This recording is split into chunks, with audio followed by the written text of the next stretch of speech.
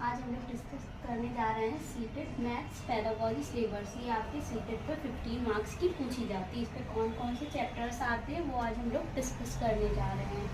जैसा कि आप लोग जानते हैं 15 मार्क्स का इसका आपका कंटेंट रहता है। आपके जो सवाल आते हैं वो पूछे जाते हैं, बेसिक सवाल रहते हैं। और 15 मार्क्स का आपका ये मैथ्स पेडागोजी पूछी जाती है। जैसे इस पर सबसे पहले आपका पहला टॉपिक आपका यहाँ पूछा जाता है ऑब्जेक्टिव्स ऑफ टीचिंग मैथमेटिक्स। गणित शिक्षण के उद्देश्य क्या होते हैं, किस वजह से आप गणित पढ़ाएंगे। और ये जॉर्ज पोलिया का जो एम है वो क्या है, इस मैथमेटिक्स का जॉर्ज पोलिया का क्या एम है। और इनके 2 एम्स हैं, narrow aim and broad aims, जिसको हायर एम्स कहते हैं। नैरो एम संकीर्ण उद्देश्य, व्यापक या उच्च उद्देश्य। फिर आता है आपका पोलियास प्रॉब्लम सॉल्विंग मॉडल, इनका है इस तरह से इनके पूरा मॉडल है, उसका फिर जब पढ़ेंगे तब बताएंगे। और फिर ये आपका ये NCF 2005 के बारे में बात की गई है। फिर आपका ये कॉन्सेप्ट मैपिंग बताई गई है, संकल्पना मानचित्र की आप किस तरह से मतलब मैपिंग करते हैं। फिर यहाँ पर द वैन हिले थ्योरी ये पूछी गई, द वैन हिले थ्योरी ऑफ जियोमेट्रिक थॉट। ये वैन हिले का पूरा थ्योरी है। फिर सिमेट्री समरूपता, जैसे ये जो आपका ये जो टॉपिक है सिमेट्री, इससे क्वेश्चंस काफ़ी बनते हैं। वैन हिले का ये टॉपिक है आपका, इससे काफ़ी क्वेश्चंस आपके ये बनते हैं।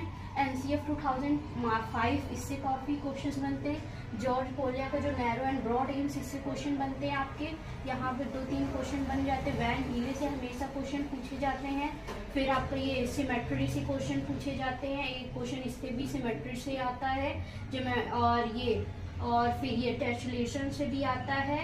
और ये पाई चार्ट से भी क्वेश्चंस आपके, ये तो फैक्चुअल क्वेश्चन होते हैं। अंडरस्टैंडिंग आपकी अच्छी हो, पेडागोजी हो, चाहे अदर सब मैथ की भी अदर सब्जेक्ट की, इसके क्वेश्चन सॉल्व हो जाते हैं। 50 पे 15 आउट ऑफ बच्चे लाते हैं। फिर इंडक्टिव एंड डिडक्टिव रीजनिंग, आगमनात्मक एंड निगमनात्मक तर्क, इससे क्वेश्चन बनते हैं। 2 क्वेश्चन आपके इससे।